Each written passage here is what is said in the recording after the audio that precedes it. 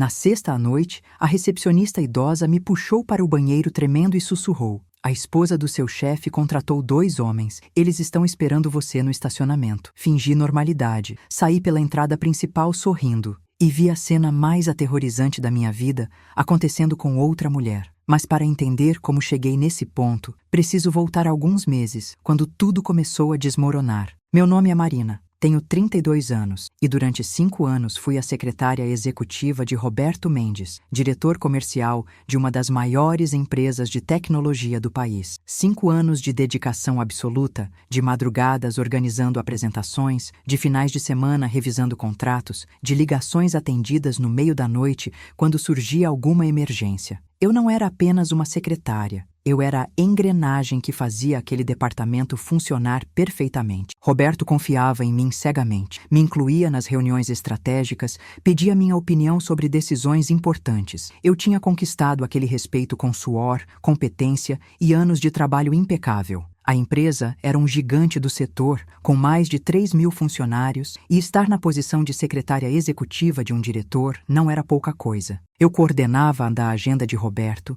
gerenciava sua equipe de apoio, tinha acesso a informações confidenciais, participava de negociações milionárias. Meu salário era excelente, meu currículo impecável, minhas perspectivas de crescimento eram promissoras. Eu tinha construído aquilo sozinha, vindo de uma família humilde, pagando faculdade com bolsa enquanto trabalhava, subindo degrau por degrau. Aquele cargo representava anos de sacrifício e conquista. Roberto sempre foi profissional comigo, respeitoso, educado, jamais um olhar inadequado ou comentário fora de lugar. Nosso relacionamento era estritamente profissional e eu admirava isso. Ele era casado há 15 anos com Patrícia, uma mulher que nunca trabalhou, que vivia da renda do marido, frequentando academias de luxo e almoços intermináveis com amigas. Nos primeiros 4 anos, ela mal aparecia no escritório, talvez 1 ou 2 vezes por ano, sempre de passagem, educada mas distante. Tudo mudou no início deste ano. Patrícia começou a aparecer no escritório com frequência crescente. Primeiro 1 vez por semana, depois 2, depois quase todo dia. Sempre com alguma desculpa, trazer o almoço do Roberto, deixar documentos, buscar não sei o quê, e sempre, com aquele olhar de raio-x sobre mim. Eu sentia seus olhos percorrendo meu corpo, analisando minha roupa, meu cabelo, minha postura, minha forma de falar com Roberto. Na primeira semana de março, ela chegou sem avisar durante uma reunião estratégica. Eu estava apresentando os números da última campanha, com gráficos projetados na tela, discutindo métricas com Roberto e outros 2 diretores. Patrícia entrou sem bater, atravessou a sala e se plantou ao lado do marido. "Vim buscar você para o almoço", disse ela, ignorando completamente que estávamos no meio de uma reunião importante. Roberto ficou sem graça, pediu desculpas aos presentes, tentou remarcar. Eu voltei ao meu lugar, sentindo a temperatura da sala mudar completamente. Antes de sair, Patrícia me olhou de cima a baixo e soltou, alto o suficiente para todos ouvirem: "Que blusa justa! Não acha inapropriado para o escritório?" Eu estava usando uma camisa social branca absolutamente comum, nada reveladora, nada inadequada. Senti meu rosto queimar. Roberto não disse nada. Os outros diretores fingiram não ouvir. Eu engoli a humilhação e segui em frente, porque confrontar a esposa do chefe seria suicídio profissional. Mas aquilo foi só o começo. Nas semanas seguintes, os comentários se tornaram constantes. "Nossa, você está muito maquiada hoje. Vai sair depois do trabalho?" Quando eu estava com uma maquiagem básica de sempre. "Esse perfume é forte, não acha?" Sendo que eu usava a mesma fragrância há anos. "Interessante você rir tanto das piadas do Roberto. Você não tem namorado, não?" Quando eu simplesmente mantinha um ambiente de trabalho leve. Cada frase era uma alfinetada disfarçada de preocupação, de sugestão, de comentário casual. Mas eu entendia perfeitamente o recado. Ela me via como ameaça. O absurdo era que eu nunca, em 5 anos, tive qualquer tipo de envolvimento inadequado com Roberto. Nunca flertei, nunca insinuei nada, nunca cruzei nenhuma linha. Meu relacionamento com ele era puramente profissional, e eu fazia questão de manter essa distância. Mas para uma mulher insegura como Patrícia, minha competência, minha proximidade com Roberto, minha importância no trabalho dele, tudo isso era interpretado como ameaça. Em abril, ela começou a interferir diretamente no meu trabalho. Ligava para Roberto durante reuniões, criando emergências que o obrigavam a sair. Chegava no escritório e pedia para ele cancelar compromissos que eu havia agendado. Questionava minhas escolhas, como a organização da agenda dele ou a forma como eu priorizava tarefas. E Roberto, progressivamente, começou a ceder. A princípio, resistia, explicava que eu sabia o que estava fazendo, que confiava no meu julgamento. Mas, com o tempo, ele foi se curvando à pressão dela. A gota d'água, antes da noite do estacionamento, aconteceu em uma quinta-feira de maio. Tínhamos um evento corporativo, um jantar importante com investidores internacionais. Eu organizei tudo durante semanas: local, cardápio,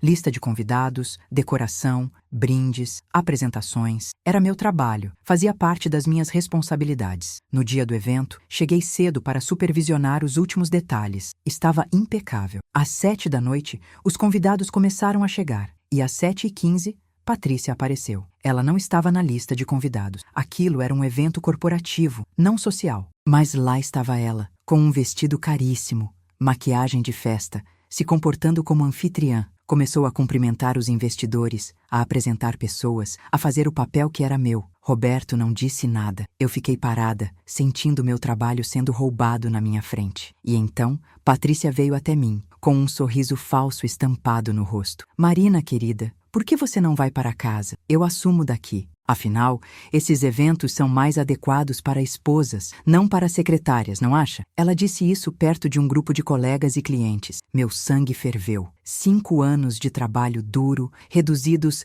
a apenas uma secretária, que não merecia estar ali. Olhei para Roberto, esperando que ele interviesse, que defendesse meu profissionalismo, que reconhecesse que aquele evento existia por causa de mim. Ele desviou o olhar. Eu senti algo quebrar dentro de mim naquele momento. Não era só a humilhação pública, era a traição de alguém em quem eu confiava, alguém que eu achava que me respeitava. Eu tinha dado 5 anos da minha vida para aquele trabalho e estava sendo descartada por ciúmes infundados. Senti lágrimas queimando nos meus olhos, mas não ia dar a ela a satisfação de me ver chorar. Respirei fundo, forcei um sorriso profissional e disse: "Claro, Patrícia, aproveite a noite." Peguei minha bolsa e saí. No elevador, sozinha, deixei as lágrimas caírem. Chorei o caminho inteiro até em casa, mas aquela noite mudou algo em mim. Eu não ia mais ser a vítima passiva dessa perseguição. Se Patrícia queria guerra, ela teria que lidar com alguém que não desistiria sem lutar. E foi assim que comecei a prestar atenção,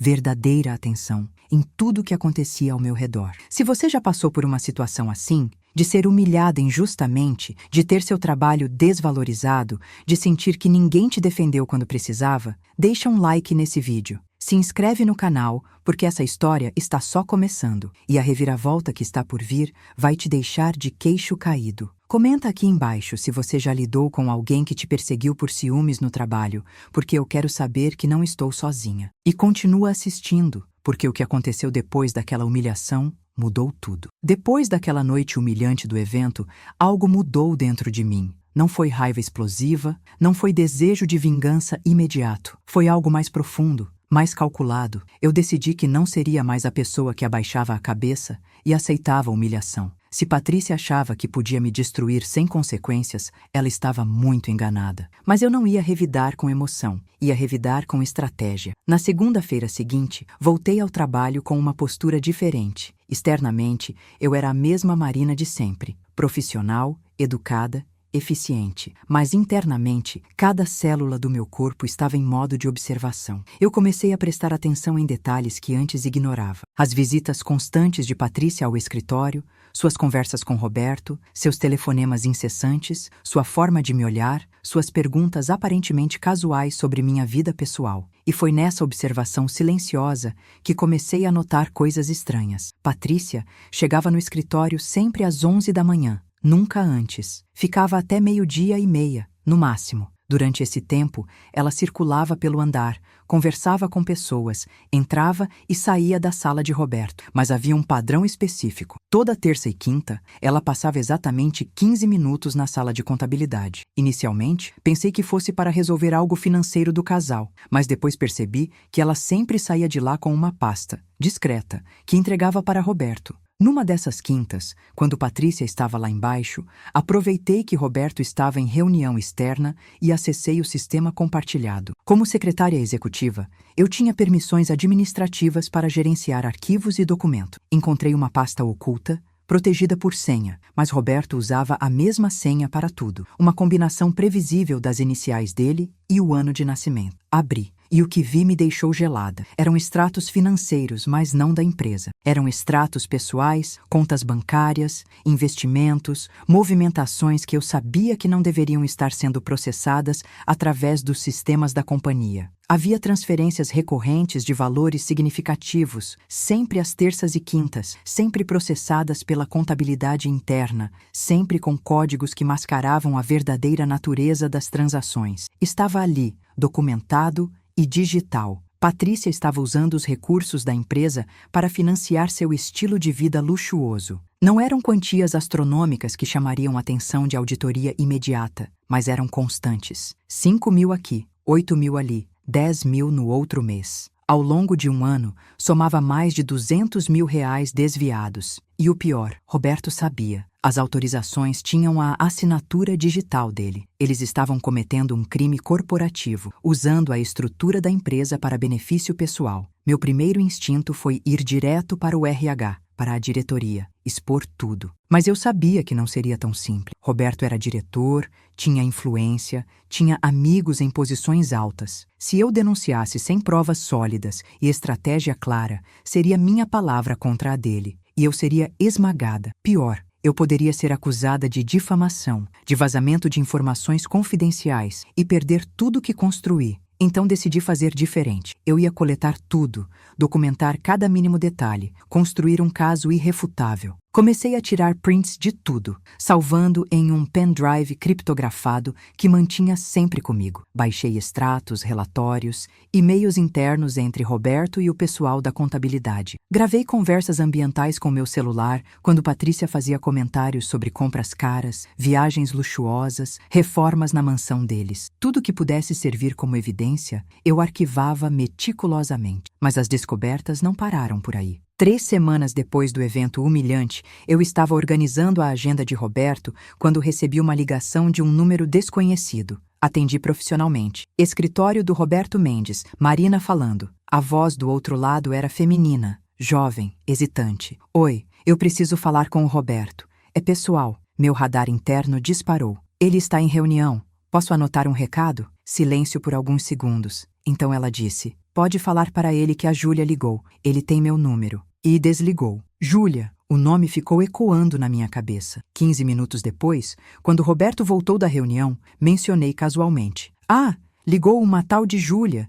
Disse que é pessoal. Vi o rosto dele mudar de cor instantaneamente. Ele ficou pálido, depois vermelho, depois tentou disfarçar. Ah, sim, uma cliente. Depois eu retorno. Mas eu sabia reconhecer mentira quando via uma. Aquela não era a voz de cliente. Aquela era a voz de alguém com envolvimento pessoal. Foi nesse dia que decidi expandir minha investigação. Comecei a prestar atenção nos horários em que Roberto saía para reuniões externas sem me informar detalhes. Notei que toda segunda e quarta ele bloqueava 2 horas na agenda, sempre com a mesma descrição vaga: compromisso pessoal. E ele sempre desligava o rastreamento de localização do celular corporativo nesses horários. Qualquer secretária experiente sabe que isso não é protocolo normal. Numa segunda-feira, curiosidade me venceu. Quando Roberto saiu para seu compromisso pessoal, peguei um Uber e segui discretamente. Ele foi para um condomínio residencial de luxo na Zona Sul. Estacionou, entrou.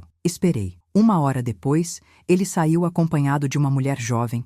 Devia ter uns 25 anos, morena, bonita. Eles se beijaram na porta. Não foi beijo de despedida casual. Foi beijo de quem tem intimidade, de quem está vivendo um relacionamento. Roberto tinha uma amante. A hipocrisia da situação era revoltante. Patrícia me perseguia, me humilhava, me acusava de coisas que eu nunca fiz, enquanto o próprio marido dela traía descaradamente. E ela não fazia ideia, ou fingia não fazer, projetando toda a sua insegurança em mim, a secretária dedicada que nunca cruzou nenhuma linha. Voltei para o escritório antes dele, processando tudo o que descobri. E foi nesse momento que tudo começou a se encaixar. As transferências financeiras não eram só para o estilo de vida luxuoso de Patrícia. Parte daquele dinheiro estava sustentando a vida dupla de Roberto. A Júlia, a amante, morava naquele apartamento caro. As reuniões externas eram encontros amorosos. O casamento deles era uma farsa completa. E ambos estavam usando recursos da empresa para manter suas mentiras. Mas enquanto eu juntava todas essas informações explosivas, as humilhações no trabalho só pioravam. Patrícia intensificou sua campanha contra mim. Começou a questionar Roberto abertamente sobre por que ele precisava de uma secretária, sugerindo que ele contratasse um homem ou alguém mais velha, mais discreta. Em reuniões, ela me interrompia quando eu falava, me corrigia na frente de outros, tratava minhas contribuições como irrelevantes. O ponto crítico chegou numa tarde de junho. Eu estava na copa pegando um café quando Patrícia entrou com duas amigas dela, mulheres da mesma classe social privilegiada, todas usando roupas de grife e conversando sobre suas vidas vazias. Elas não me viram inicialmente, ou fingiram não ver, e então ouvi Patrícia dizer, alto e claro: "Sabe essas secretárias jovens, né? Sempre de olho no chefe, tentando seduzir, achar um homem rico para bancar. É patético, mas meu Roberto não cai nessas." Eu congelei. As amigas dela riram. Uma delas comentou, "Você não despede ela?" E Patrícia respondeu, "Estou trabalhando nisso. Só preciso convencer o Roberto que ela é dispensável." Senti uma mistura de raiva e satisfação. Raiva pelo desrespeito, satisfação porque agora eu tinha mais uma evidência, gravada no meu celular que estava no bolso, da perseguição sistemática dela. Naquela noite, em casa, organizei tudo o que tinha coletado. Eram dezenas de documentos, gravações, fotos, prints, evidências de desvio de recursos, traição conjugal, perseguição no trabalho. Eu tinha um arsenal completo, mas ainda não era hora de usar. Eu precisava do momento certo, do gatilho perfeito. E esse momento chegou na forma de uma ameaça que eu nunca imaginei que viriam a fazer. Era uma sexta-feira comum de junho. Eu estava terminando meus afazeres do dia, organizando a mesa, salvando arquivos, preparando para ir embora. A maioria dos funcionários já tinha saído. O escritório estava silencioso. Eu estava prestes a desligar o computador quando Dona Célia, a recepcionista que trabalha na empresa há mais de 30 anos, apareceu na porta da minha sala. Ela nunca fazia isso. Seu rosto estava pálido, suas mãos tremiam. "Marina, preciso falar com você. Agora." No banheiro. O tom dela me assustou. Segui ela até o banheiro feminino, que estava vazio. Dona Célia trancou a porta, se virou para mim com lágrimas nos olhos. "Eu não devia me envolver. Eu podia perder meu emprego, mas não posso deixar isso acontecer com você. Você sempre foi gentil comigo, sempre me tratou com respeito. Eu não posso ficar calada." Meu coração disparou. "Dona Célia, o que está acontecendo?" Ela respirou fundo. Hoje de manhã eu estava na recepção quando ouvi a esposa do seu chefe no telefone. Ela estava perto da porta de vidro, achando que eu não ouvia. Ela contratou 2 homens. "Marina, ela disse que você precisa aprender uma lição, que você precisa entender seu lugar. Eles estão esperando você no estacionamento. Eu vi os caras. Eles estão lá embaixo, num carro preto, parados perto da sua vaga. Senti o chão sumir debaixo dos meus pés. Isso não podia estar acontecendo. Patrícia tinha ido além de humilhações verbais, além de perseguição psicológica. Ela estava planejando uma agressão física. "Tem certeza?"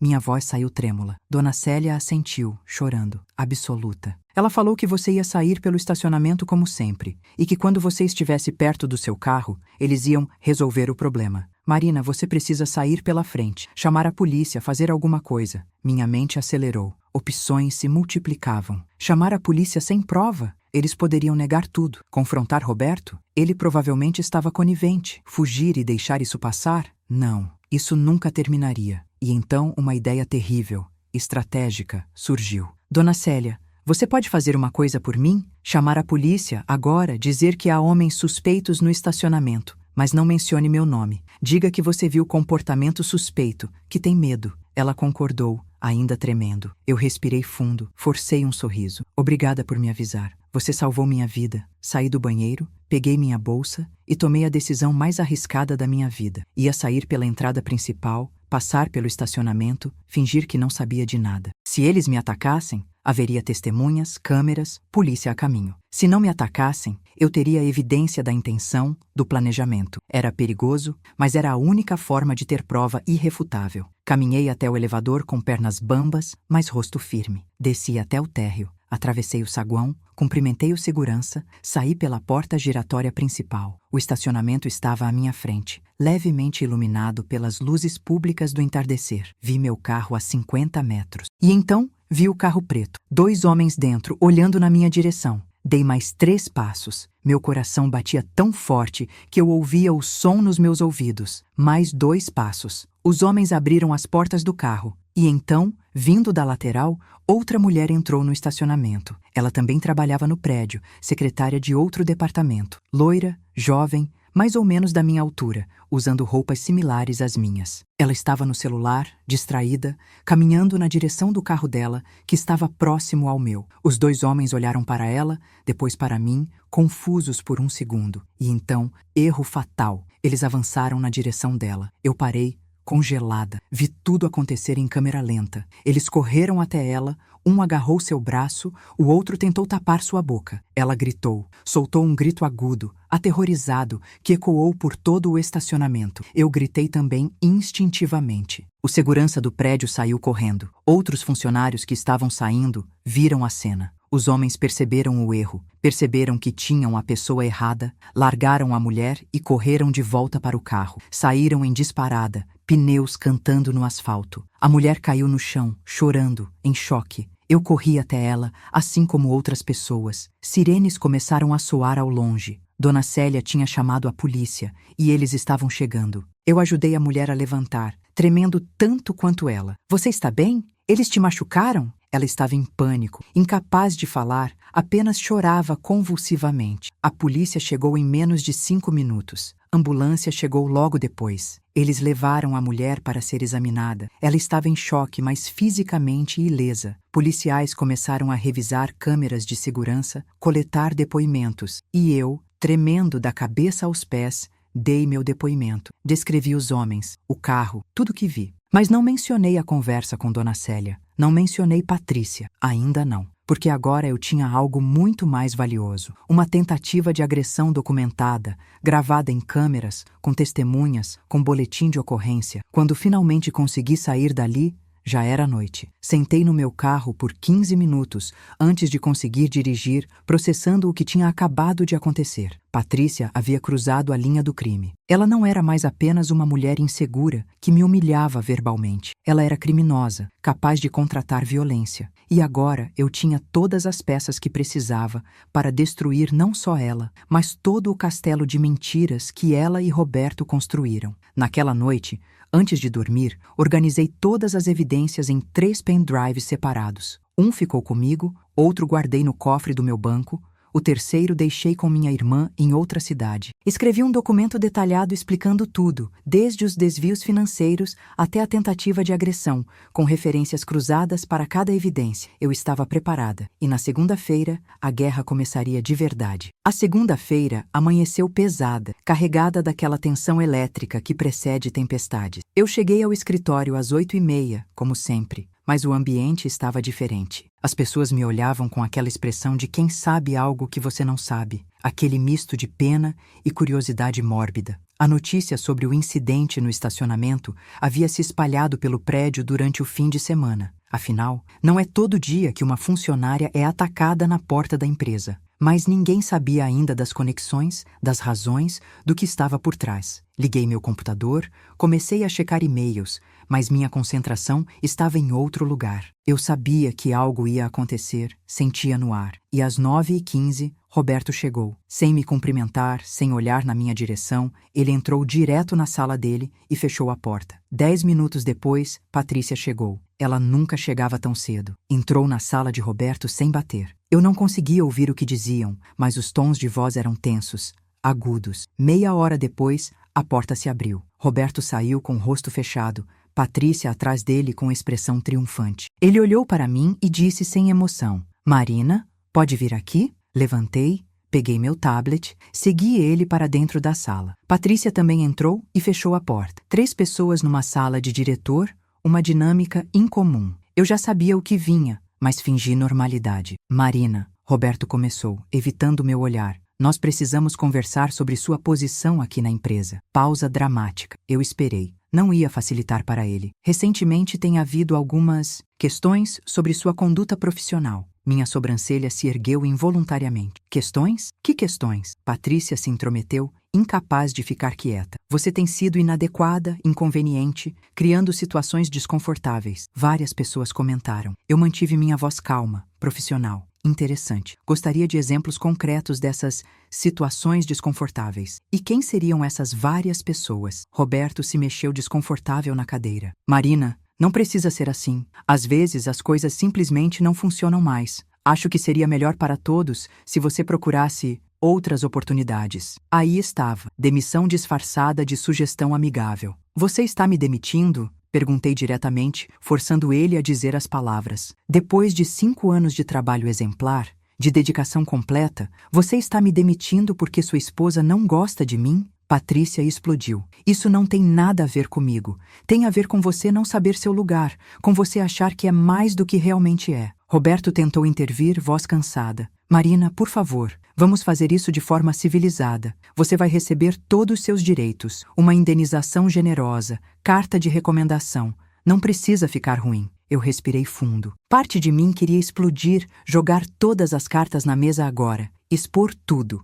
Mas a parte estratégica da minha mente segurou o impulso. Timing era tudo. Se eu revelasse tudo agora, seria só minha palavra. Uma funcionária demitida e ressentida fazendo acusações. Não, eu precisava de um palco maior, de um momento onde minha credibilidade estivesse protegida. Então fiz o que eles não esperavam. Aceitei com dignidade. Entendo, eu disse calmamente. Se essa é sua decisão, eu vou respeitar. Vou precisar de algumas horas para organizar meus pertences e fazer a transição dos arquivos. Roberto pareceu aliviado pela falta de drama. Claro, agradeço sua compreensão. Patrícia me olhou desconfiada, como se suspeitasse que era fácil demais, mas não disse nada. Apenas sorriu aquele sorriso vitorioso e nojento. Saí da sala com a cabeça erguida. Voltei para minha estação de trabalho e fui recebida por olhares curiosos dos colegas. Alguns tinham ouvido a conversa. As paredes não eram tão grossas. Camila, da equipe de marketing, se aproximou com cara de preocupação.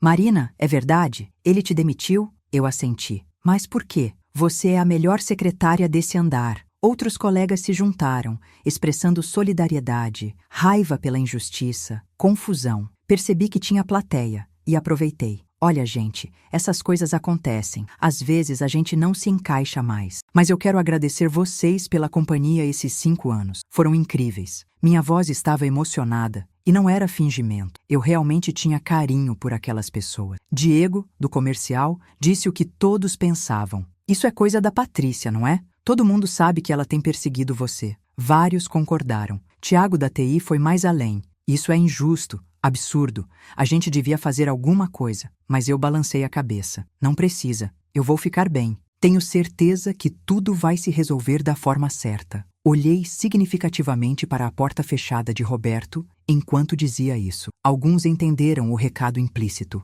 Passei as próximas 2 horas fazendo uma transferência meticulosa de todos os arquivos importantes, criando documentos de transição, anotando senhas e processos. Fiz tudo corretamente, profissionalmente, mas no meio desse processo fiz outras coisas também. Acessei a pasta oculta dos desvios financeiros mais uma vez, tirei prints atualizados, garanti que tinha a versão mais recente de tudo, selecionei os e-mails mais comprometedores e encaminhei para meu e-mail pessoal, com assuntos genéricos que não chamariam atenção em auditorias rotineiras. Baixei a lista completa de contatos da diretoria, do RH, do jurídico, da auditoria interna. Copiei também os contatos pessoais de Roberto, incluindo o da tal Júlia, a amante. Às 11h30, eu estava pronta. Minha mesa estava limpa, apenas uma caixa com meus pertences pessoais, uma caneca que ganhei de aniversário, uma foto minha com minha família, algumas canetas favoritas, um cacto pequeno que mantinha ao lado do monitor. Levantei a caixa, passei por cada colega, me despedi individualmente. Vários choraram. Camila me abraçou forte e sussurrou: "Não deixa barato. Você merece justiça." Eu sorri. "Não se preocupe. Justiça sempre chega." Quando passei pela sala de Roberto, bati na porta. Ele abriu, surpreso. "Só vim me despedir oficialmente. Obrigada pelos 5 anos. Aprendi muito aqui." Ele pareceu desconfortável, quase culpado. "Marina, eu realmente sinto muito. Você é uma profissional excepcional. Se precisar de referências, obrigada." Eu interrompi. "Tenho certeza que vou ficar bem." "Ah, e Roberto?" Ele me olhou. Toma cuidado. Às vezes as pessoas que achamos que nos protegem são as que mais nos prejudicam. Vi confusão no rosto dele, mas não elaborei. Só sorri e saí. Peguei o elevador, desci até o térreo, atravessei o saguão. Dona Célia estava na recepção. Quando me viu, seus olhos encheram de lágrimas. Fui até ela, abracei ela por cima do balcão. Obrigada por tudo, Dona Célia. A senhora me salvou. Ela sussurrou. Desculpa, eu tentei avisar. Não precisa se desculpar. A senhora fez mais por mim do que imagina. Dei mais um abraço e saí do prédio, mas eu não fui para casa. Fui direto para um escritório de advocacia especializado em direito trabalhista e corporativo, escritório que eu havia pesquisado e contatado no fim de semana. Dr. Henrique Tavares, 50 e poucos anos, veterano em casos complexos. Quando liguei no sábado explicando minha situação de forma resumida, ele havia aceitado me ver na segunda pela tarde. Agora estava sentada na frente dele, abrindo meu laptop, mostrando tudo que tinha coletado. Passou 1 hora explicando cada documento, cada gravação, cada evidência. Desvios financeiros, traição conjugal documentada, perseguição no trabalho, culminando na tentativa de agressão que por um erro quase vitimou outra mulher. Dr. Henrique analisou tudo com expressão cada vez mais séria. Quando terminei, ele encostou na cadeira e assobiou baixo. Marina, isso aqui não é só um caso trabalhista, isso é criminal. Desvio de recursos corporativos, tentativa de lesão corporal, assédio moral sistemático. Você tem evidências suficientes para processos múltiplos. Eu sei, respondi, mas preciso fazer isso da forma certa. Não quero parecer uma funcionária ressentida fazendo acusações. Quero que a verdade venha à tona de forma que ninguém possa negar ou minimizar. Ele pensou por um momento. Aqui está o que vamos fazer. Primeiro, vou protocolar uma ação trabalhista por demissão sem justa causa, motivada por assédio moral e discriminação. Isso estabelece o registro legal. Simultaneamente,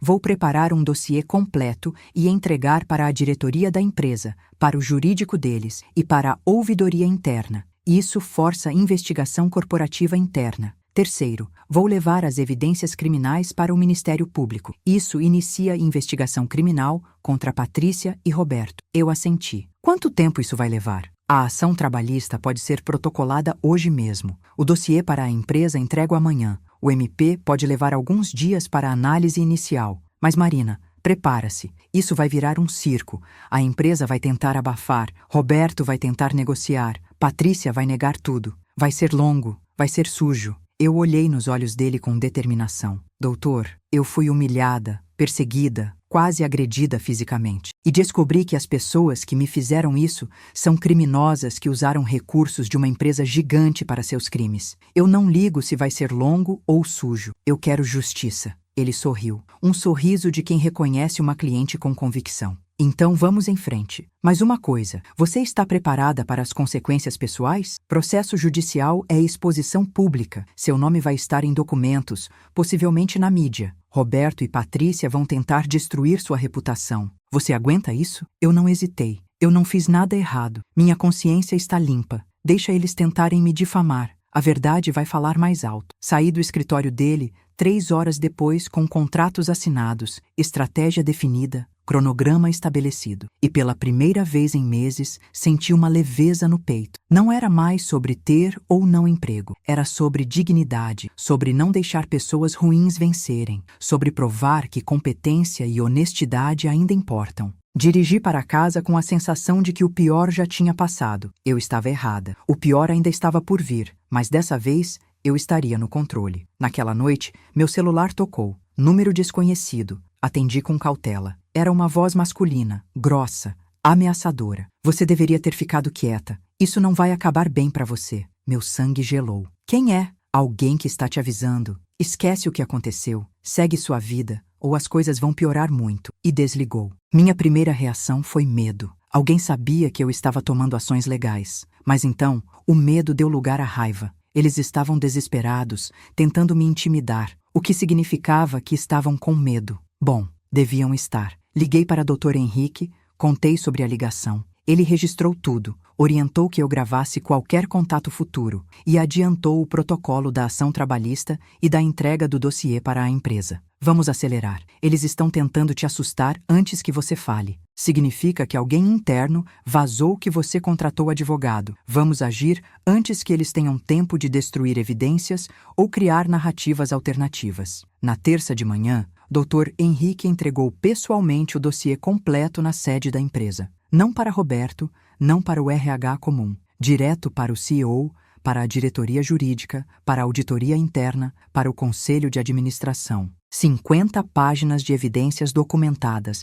organizadas cronologicamente, com anexos digitais e referências cruzadas, impossível de ignorar. Simultaneamente, protocolou a ação trabalhista na Justiça do Trabalho e contatou o Ministério Público sobre as evidências criminais. A bomba estava armada e às 3 da tarde daquela terça-feira, ela explodiu. A explosão foi mais rápida e mais devastadora do que até eu imaginava. Às 3:30 da tarde de terça, recebi uma ligação de Dr. Henrique com a voz carregada de satisfação profissional. Marina, o CEO acabou de me ligar pessoalmente. A diretoria convocou reunião de emergência. Eles querem conversar com você amanhã, 9 da manhã, com advogados presentes de ambos os lados. Estão levando a sério. Minha respiração acelerou. Eles falaram alguma coisa sobre Roberto ou Patrícia? Não especificamente, mas o tom era de urgência e preocupação. Uma empresa do tamanho deles não pode se dar ao luxo de ter desvios financeiros e tentativa de violência associados à sua marca. Eles vão investigar,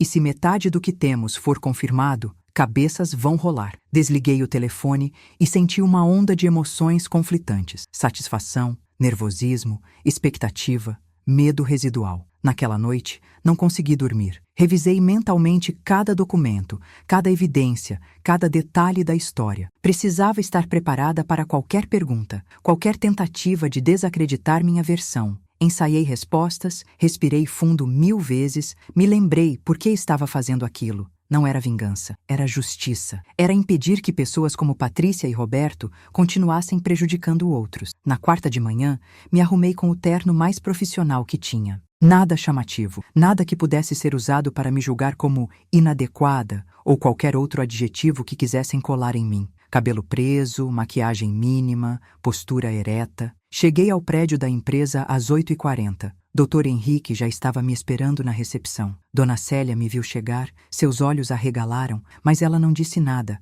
apenas acenou discretamente. Fomos direcionados não para a sala de reuniões comum, mas para a sala de conferências executiva, aquela usada apenas para reuniões de conselho e situações críticas. Dentro estavam 5 pessoas: o CEO da empresa, Fernando Carvalho, a diretora jurídica, doutora Beatriz Santos, o diretor de auditoria interna, Carlos Mendes, uma representante de RH, que não conhecia o nome, e um advogado externo especializado em compliance corporativo. Roberto e Patrícia não estavam presentes, ainda. Fernando Carvalho me cumprimentou com um aperto de mão firme e expressão séria. Marina, obrigado por vir. Sei que a situação é delicada. Vamos tentar resolver isso da forma mais justa e transparente possível. Sentamos, todos em torno da grande mesa de mogno. Doutora Beatriz abriu uma pasta grossa, o dossiê que Dr. Henrique havia entregado no dia anterior. Marina, ela começou com voz formal. Nós revisamos as acusações e evidências que seu advogado apresentou. São alegações extremamente graves: desvio de recursos corporativos,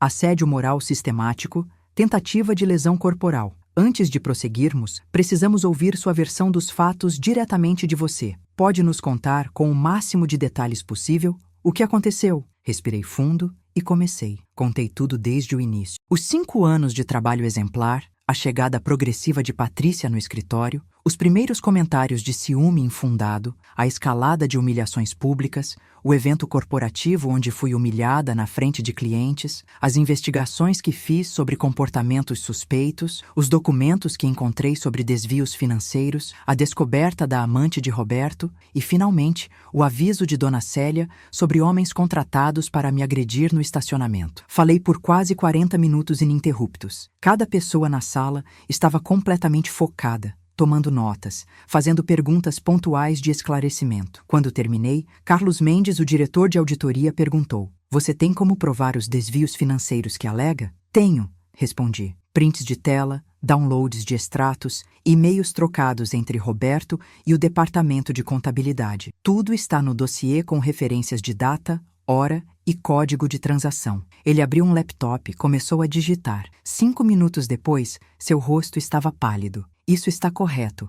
Encontrei as transações. Elas realmente existem e foram autorizadas por Roberto Mendes usando credenciais de diretor. Silêncio pesado caiu na sala. Fernando Carvalho fechou os olhos por um momento. Respirou profundamente. Isso é gravíssimo. Se confirmado, é não só quebra de contrato e motivo para demissão por justa causa, mas é crime que precisa ser reportado às autoridades. Doutora. Beatriz continuou. E sobre a tentativa de agressão, você disse que tem testemunhas? Tenho, respondi. Dona Célia, a recepcionista, que ouviu a conversa telefônica de Patrícia contratando os homens. O boletim de ocorrência da polícia sobre o incidente. Gravações de câmeras de segurança mostrando os 2 homens no estacionamento e a tentativa de agressão a outra funcionária que confundiram comigo. Depoimentos de colegas que presenciaram a humilhação pública. Tudo documentado. A representante de RH falou pela primeira vez, voz chocada. E nós a demitimos. Demitimos a vítima de assédio e quase de violência física. Dr. Henrique interveio. Exatamente. E isso expõe a empresa a processo não só por demissão sem justa causa, mas por cumplicidade em assédio moral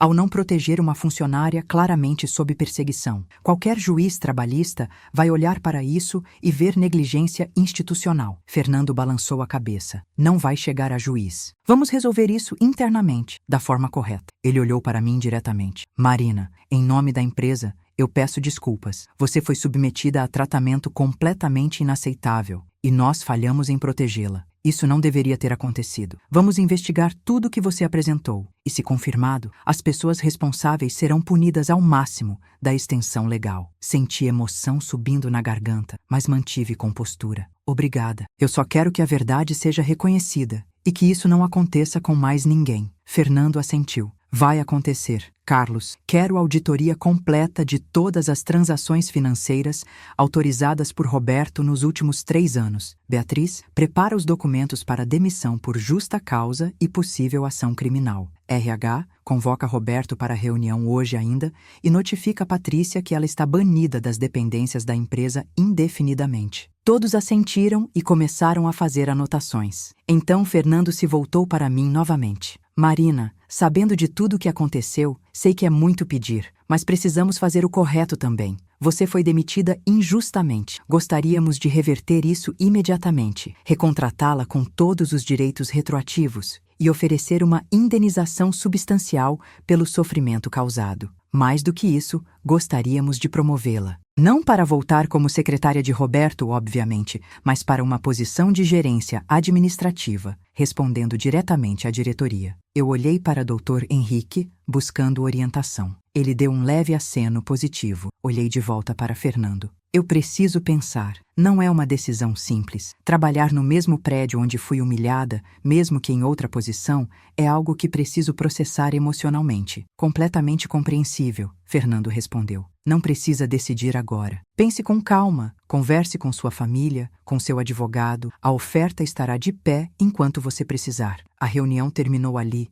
Nos despedimos formalmente, mas quando estava saindo, Carlos Mendes me alcançou no corredor. Marina, off the record, eu sempre achei Roberto arrogante e Patrícia insuportável. Ver eles sendo finalmente expostos é satisfatório. Você fez a coisa certa. Sorri levemente. Obrigada. Precisava ouvir isso. Mas a reunião da manhã foi só o começo. Às 14h, recebi ligação de Dr. Henrique novamente. Marina, senta antes de eu falar. Meu coração disparou. O quê? Roberto foi confrontado pela diretoria há 1 hora. Inicialmente negou tudo. Tentou dizer que eram procedimentos normais aprovados por compliance. Mas quando mostraram as evidências específicas, os prints dos sistemas, os e-mails, ele desmoronou. Confessou tudo. Os desvios, o esquema com a contabilidade, até admitiu que sabia que Patrícia estava te perseguindo, mas não fez nada para parar. E Patrícia? Perguntei. A empresa notificou ela sobre o banimento das instalações e sobre a investigação em andamento. Aparentemente, ela tentou ligar para Roberto umas 20 vezes, mas ele não atende. A diretoria já contatou os advogados dela,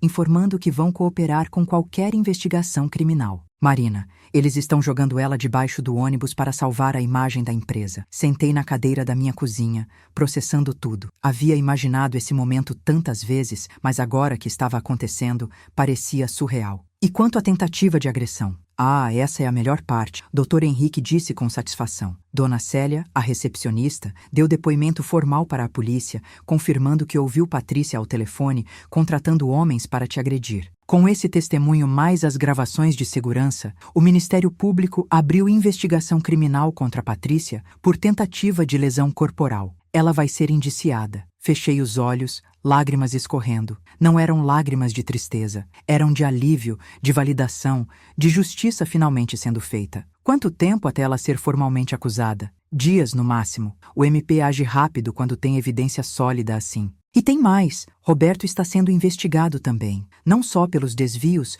mas por cumplicidade na perseguição a você. O advogado dele já entrou em contato tentando negociar delação premiada. Nos dias seguintes, tudo aconteceu em cascata rápida. Na quinta, Roberto foi oficialmente demitido por justa causa. A empresa emitiu comunicado interno informando sobre irregularidades financeiras graves e violação de código de conduta, sem nomear especificamente, mas todo mundo sabia de quem se tratava. Colegas que trabalhavam com ele há anos ficaram chocados. Alguns entraram em contato comigo pedindo desculpas por não terem percebido o que estava acontecendo. Na sexta, Patrícia foi formalmente indiciada por tentativa de lesão corporal e formação de quadrilha, por ter contratado os agressores. As notícias chegaram até pequenos veículos de imprensa. Esposa de ex-executivo indiciada por contratar agressores contra funcionária por ciúmes, foi a manchete. Não mencionaram meu nome por questões legais, mas dentro dos círculos corporativos, todo mundo sabia. Meu telefone não parava de receber mensagens de apoio, mas a revelação mais chocante veio no final de semana. Júlia, a amante de Roberto, aparentemente viu as notícias e decidiu fazer sua própria denúncia. Ela procurou um jornal e deu entrevista detalhada sobre o relacionamento de 2 anos com Roberto, sobre como ele prometia deixar Patrícia, sobre como pagava o apartamento dela com dinheiro, que agora ela percebia vinha dos desvios da empresa. A matéria incluía fotos deles juntos, conversas de WhatsApp, extratos de transferências. Foi devastador. Quando Patrícia viu a matéria, segundo relatos de conhecidos em comum, ela teve um colapso completo. Descobrir que enquanto perseguia a secretária inocente do marido, ele estava traindo ela de verdade, com outra mulher, usando dinheiro roubado. A ironia era tão absurda que parecia roteiro de novela. Mas era real, era a vida dela desmoronando publicamente. Segunda-feira da semana seguinte, recebi ligação inesperada. Era Roberto. Reconheci o número. Hesitei, mas atendi. Marina, a voz dele estava quebrada, irreconhecível. Eu sei que não tenho direito de pedir nada, mas preciso falar com você. Fale, respondi friamente. Eu estraguei tudo. Minha carreira, meu casamento, minha reputação, tudo. E o pior é que você não merecia nada do que sofreu. Você foi a melhor profissional que já trabalhei comigo e eu te tratei como lixo porque era fraco demais para enfrentar minha esposa. Você não era fraco, Roberto. Você era conivente. Você viu ela me humilhar repetidamente e não fez nada. Você permitiu que ela contratasse violência contra mim.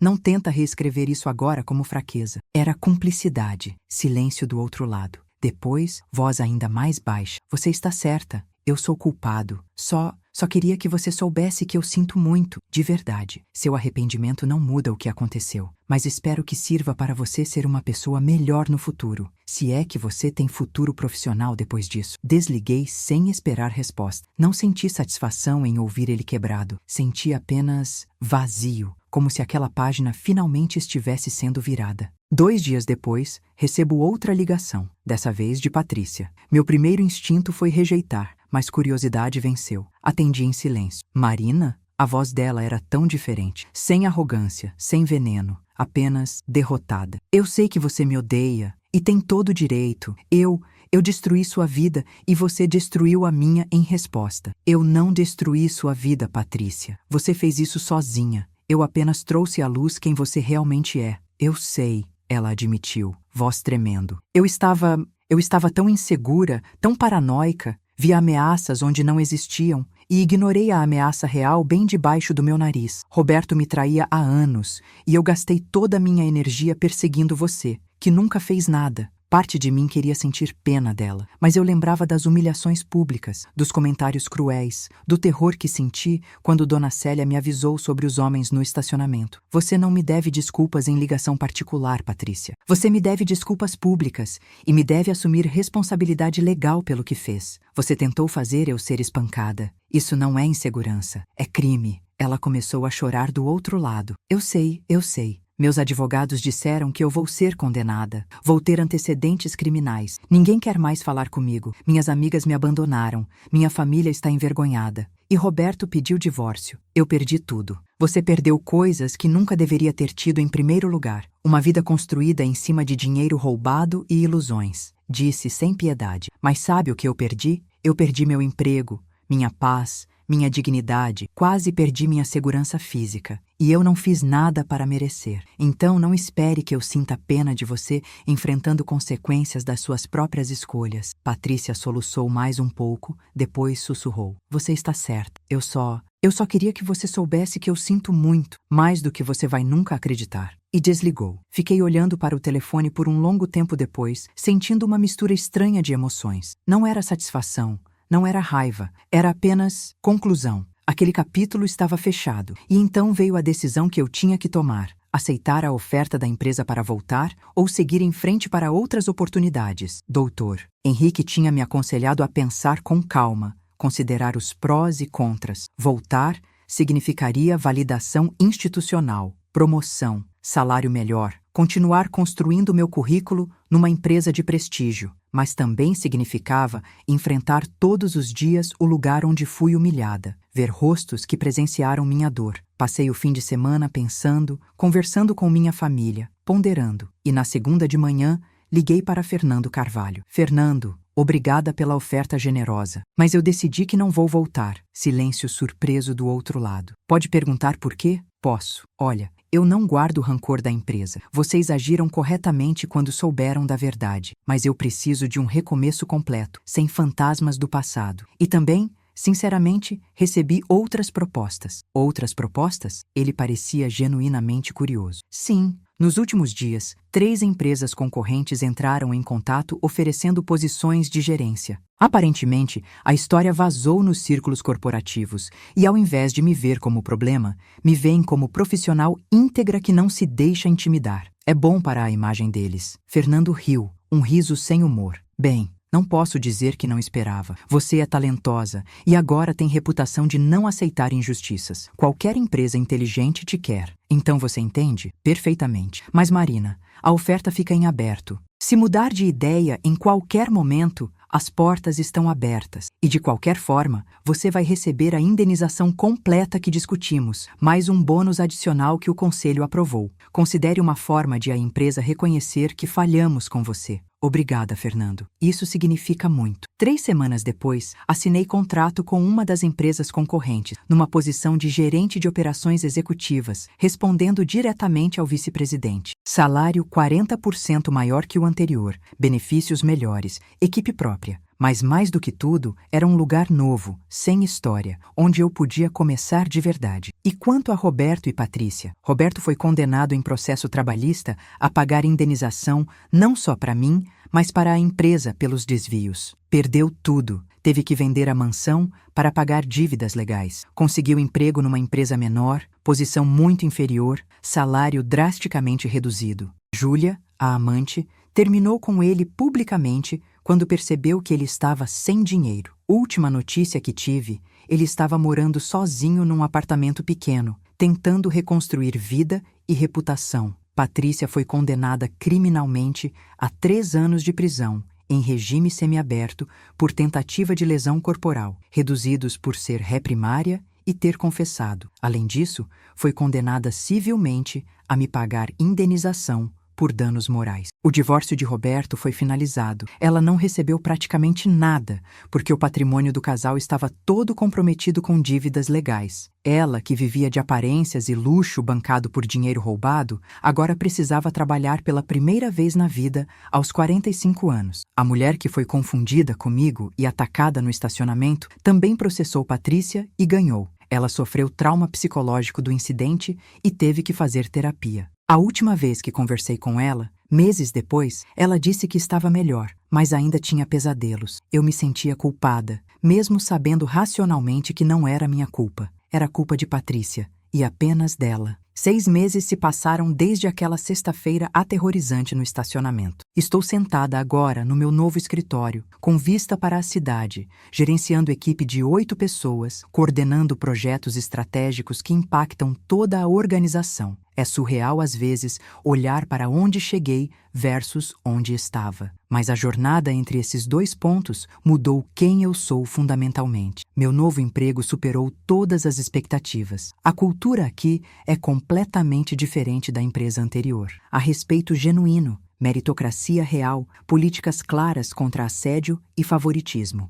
Mas mais do que tudo, a confiança. Meu chefe, Alexandre, vice-presidente de operações, me deu autonomia completa desde o primeiro dia. Você provou que tem caráter e competência, ele disse na primeira semana. Não preciso microgerenciar, só preciso que você faça o que faz de melhor. E eu fiz. Reestruturei processos operacionais que estavam defasados há anos. Implementei sistema de gestão de projetos que aumentou eficiência em 30%. Treinei minha equipe em melhores práticas que aprendi ao longo dos anos. E o melhor, fui reconhecida por isso. Não tinha ninguém roubando meu crédito. Não tinha esposa insegura sabotando meu trabalho. Era só eu, minha competência e oportunidades para crescer. Mas claro, a experiência do que passei deixou marcas. Não marcas negativas necessariamente, mas mudanças. Desenvolvi senso mais aguçado para dinâmicas de poder tóxicas. Aprendi a documentar tudo, não por paranoia, mas por proteção estratégica. Aprendi que gentileza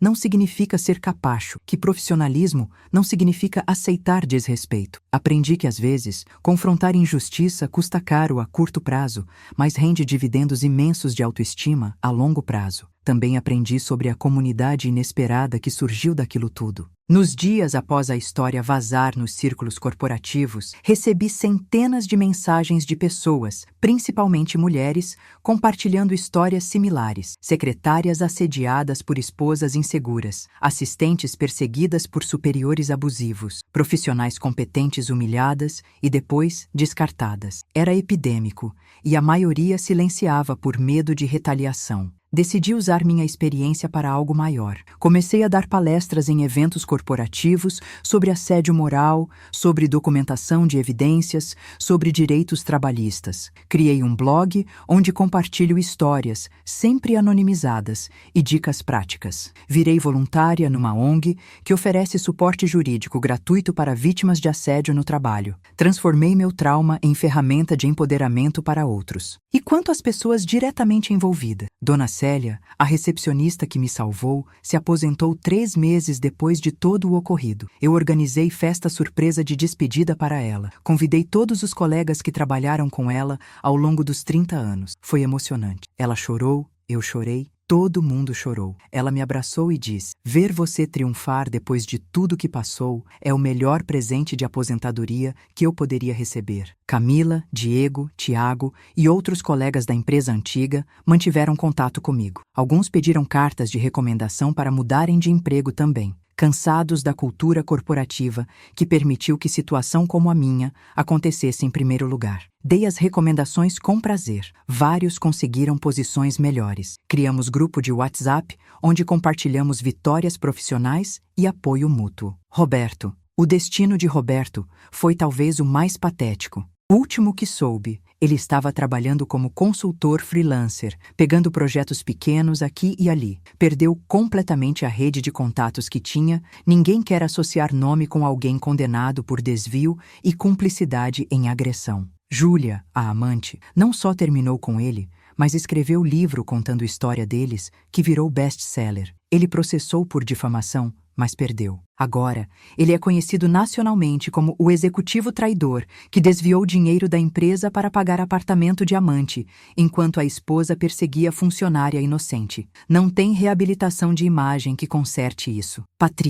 Patrícia cumpriu 1 ano e meio de prisão em regime semiaberto antes de ser transferida para regime aberto. Ela trabalha agora numa loja de roupas, atendendo clientes, ganhando salário mínimo. Suas ex-amigas da alta sociedade a evitam. Seu nome virou sinônimo de mulher insegura, que destrói outras mulheres por ciúmes infundados. Li numa coluna de fofoca que ela tentou recomeçar em outra cidade, mas foi reconhecida e rejeitada. Há rumores de que ela está fazendo terapia intensiva, tentando processar os anos de insegurança que a levaram a cometer crimes. Devo admitir que às vezes sinto algo parecido com pena dela? Não exatamente pena, mas reconhecimento de que ela também era vítima de alguma forma. Vítima da própria insegurança, da traição do marido, de uma cultura que ensina mulheres a competirem umas com as outras ao invés de se apoiarem. Isso não desculpa o que ela fez. Ela fez escolhas conscientes de me perseguir, humilhar, tentar agredir, mas adiciona camadas de complexidade à história. A mulher confundida comigo no estacionamento, Carla, se tornou inesperadamente minha amiga. Depois que o trauma inicial passou, ela me procurou. Sentamos juntas e conversamos por horas. Ela disse que inicialmente ficou com raiva de mim, irracionalmente, por ter sido o alvo que errou. Mas com terapia, ela entendeu que ambas éramos vítimas. Agora nos encontramos mensalmente para café. Ela se recuperou bem, ainda tem momentos difíceis, mas está forte. E eu? Como estou realmente? Tem dias que acordo e tudo parece normal, como se aqueles meses de horror fossem pesadelo distante. Mas tem dias que algo dispara a memória. Uma expressão facial que me lembra Patrícia, um comentário que ecoa as humilhações, um carro preto similar ao dos agressores. Nesses dias, respiro fundo, lembro que sobrevivi, que venci, que estou melhor agora do que jamais estive. A terapia ajuda. Muito. Aprendi que justiça não apaga dor, mas valida ela. Não apaga memórias, mas dá significado a elas. Não muda o que aconteceu, mas muda como você carrega o que aconteceu. E carregar isso sabendo que enfrentei, que documentei, que expus, que não me calei, torna o peso mais leve, torna suportável. Também aprendi que força não é aguentar tudo em silêncio. Força é saber quando pedir ajuda, quando recuar para se proteger, quando avançar para se defender. Força é chorar quando precisa, sorrir quando consegue e continuar mesmo quando parece impossível. Força é ter medo e fazer assim mesmo. No mês passado, recebi convite para falar numa conferência de liderança feminina. Aceitei. Fiquei no palco na frente de 500 mulheres e contei minha história. Não omiti nada. A perseguição, as humilhações, o terror do estacionamento, a documentação estratégica, a exposição, a justiça. Quando terminei, houve silêncio. Depois, ovação de pé que durou 5 minutos. Mulheres chorando, abraçando umas às outras, me agradecendo por ter coragem de falar. Depois da palestra, fila enorme de mulheres querendo conversar comigo. Cada uma com história própria de injustiça no trabalho, assédio, perseguição. Algumas perguntando como começar a documentar evidências. Outras pedindo indicação de advogados. Muitas apenas querendo abraço, querendo serem vistas, querendo saber que não estavam sozinhas. Aquele dia mudou algo em mim. Percebi que minha experiência, por mais dolorosa que tenha sido, poderia ser farol para outras pessoas, navegando suas próprias tempestades. E então, 3 semanas atrás, aconteceu algo que fechou o círculo, de forma que eu nunca esperaria. Estava almoçando num restaurante perto do escritório quando vi Roberto. Ele estava sozinho, comendo no canto, parecendo 20 anos mais velho do que realmente era. Nossos olhos se cruzaram. Ele ficou pálido. Eu respirei fundo, peguei meu prato e fui até a mesa dele. "Posso sentar?" perguntei. Ele assentiu, mudo de surpresa. Sentei na frente dele. "Como você está?" Ele deu risada amarga. "Sobrevivendo. Não muito mais que isso. E você?" "Estou bem. Muito bem, na verdade." Silêncio desconfortável. Então Roberto falou. Eu acompanho seu blog, suas palestras, vi o vídeo da conferência que você deu mês passado. Você transformou aquilo tudo em algo positivo. Eu admiro isso. Não foi fácil, admiti, mas era necessário. Guardar rancor só envenena a gente mesma. Ele concordou. "Olha, eu sei que já pedi desculpas antes, mas preciso dizer de novo. Mais do que isso, preciso que você saiba que uso sua história como exemplo quando falo com meus filhos sobre caráter, sobre fazer a coisa certa, mesmo quando custa caro. Você é quem eu gostaria de ter sido." Senti algo se mover no meu peito. Não era perdão completo, não era absolvição, mas era aceitação. Aceitação de que pessoas falham, cometem erros terríveis e algumas realmente se arrependem e tentam ser melhor. "Roberto, eu não posso dizer que tudo está esquecido. Não está.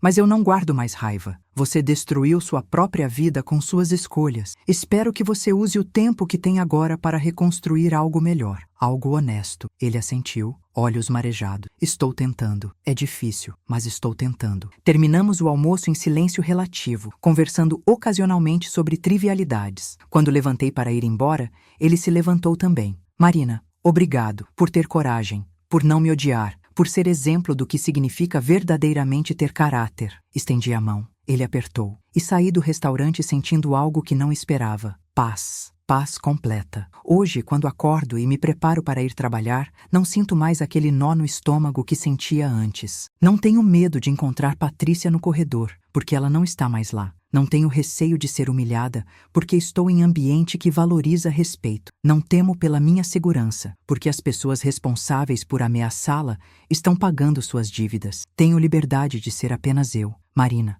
Profissional competente, mulher forte, sobrevivente de injustiças que se tornou advogada da própria causa e da causa de tantas outras. Não sou definida pelo que aconteceu comigo. Sou definida por como respondi ao que aconteceu comigo. E a maior reviravolta de todas. No ano que vem, vou publicar livro contando minha história completa. Não por vingança, não para expor ninguém. Todos os nomes serão mudados, mas para criar recurso prático para pessoas enfrentando situações similares. Capítulos sobre como identificar assédio moral, como documentar evidências, como escolher advogado certo, como processar emocionalmente o trauma, como reconstruir vida depois. Será manual de sobrevivência corporativa e pessoal. Já tenho editora interessada, agente literário animado e, mais importante, centenas de histórias de pessoas que me autorizaram a incluir suas experiências anonimizadas para mostrar padrões universais. Vai se chamar Do Silêncio à Justiça, um guia para sobreviver e prosperar